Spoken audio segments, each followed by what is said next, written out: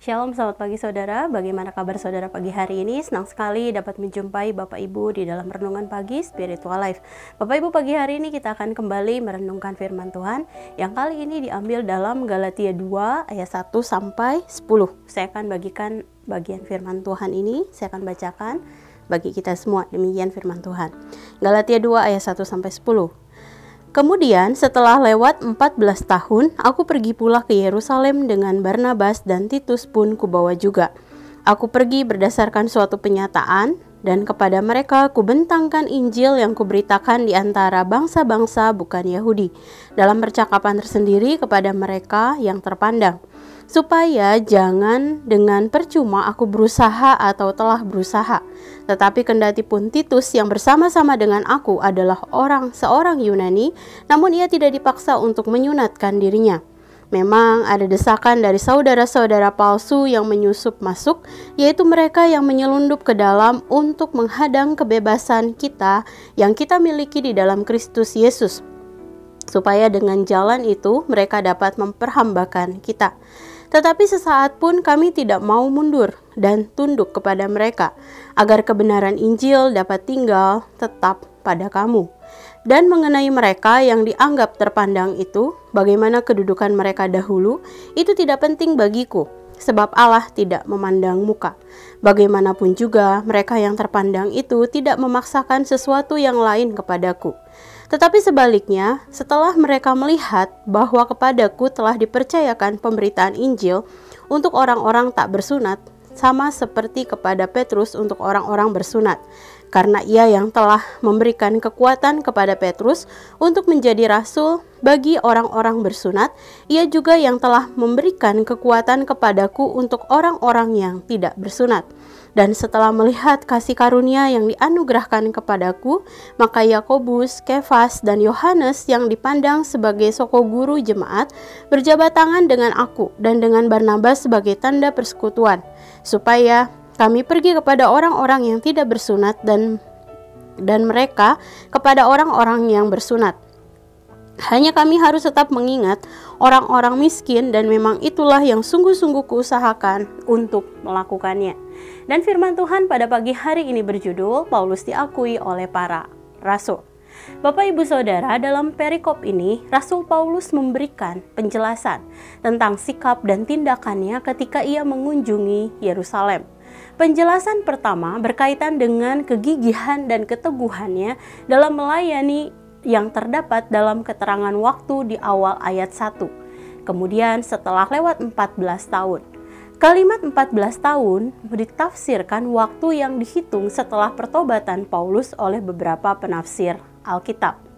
Hal lain yang menunjukkan kegigihan Paulus dalam melayani adalah keyakinannya akan panggilannya dalam Kristus melalui penyataan Kristus kepadanya saat ia dalam perjalanan menuju ke Damsyik, serta Injil yang diberitakan kepada bangsa-bangsa lain.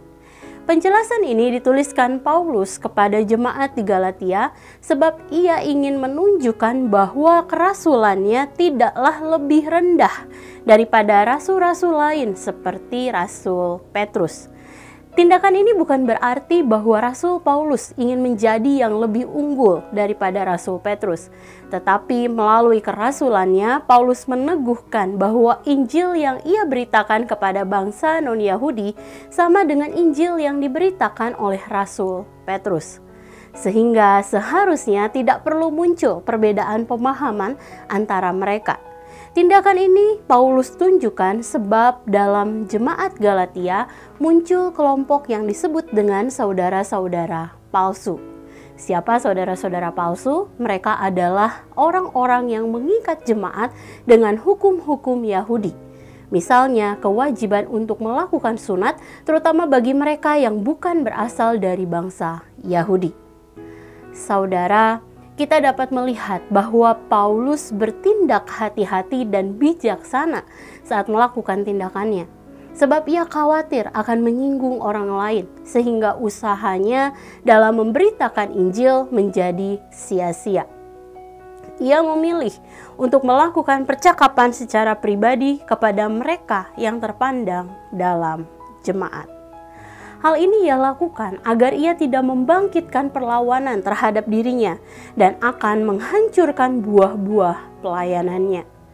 Saudara, sikap kehati-hatian Paulus dapat kita teladani saat menjalani kehidupan kita baik di rumah, kantor, gereja, sekolah, dan lain sebagainya. Dengan cara menjaga tindakan kita, misalnya cara kita bersikap, cara kita berkata-kata, agar tidak menyinggung atau melukai orang lain. Saudara, mari sejenak kita merenungkan firman yang baru saja kita dengar. Saudara, apakah ada tindakan kita yang pernah menyinggung orang lain?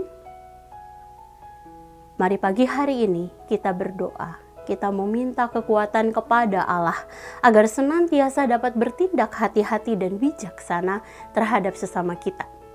Sehingga kehidupan kita tidak menjadi batu sandungan bagi orang lain.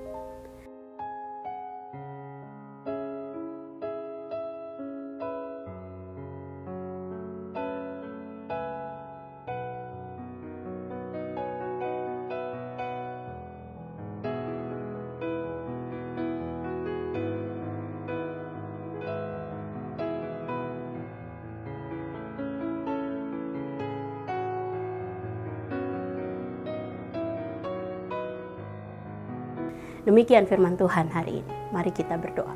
Tuhan, terima kasih satu hari Allah tambahkan di dalam kehidupan kami. Kami mengucap syukur karena Engkau Allah yang senantiasa mengoreksi dan menguji hati dan batin kami, Tuhan. Mari terus buat kami, bentuk kami Tuhan, sehingga kami bisa menjadi serupa dan segambar dengan Kristus. Mari Allah tolong kami di dalam segala hal juga yang akan kami kerjakan di sepanjang hari ini. Yang kami percaya Allah akan menolong kami, Allah akan membantu kami, dan juga Allah akan melindungi dan menyertai kami di sepanjang hari ini. Terima kasih Tuhan. Kami serahkan semua dalam tangan kasih-Mu. Dan di dalam nama-Mu Tuhan Yesus kami berdoa dan mengucap syukur. Haleluya. Amin. Selamat pagi saudara, selamat menjalani hari bersama dengan Tuhan. Tuhan Yesus memberkati.